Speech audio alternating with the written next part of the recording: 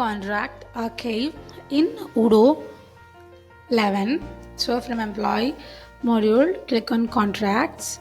Here to get this contract, we have to enable.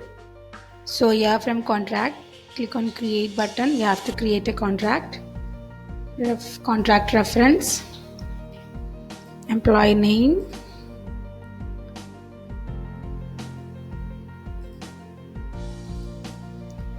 salary structure and wages per month. Now click on save.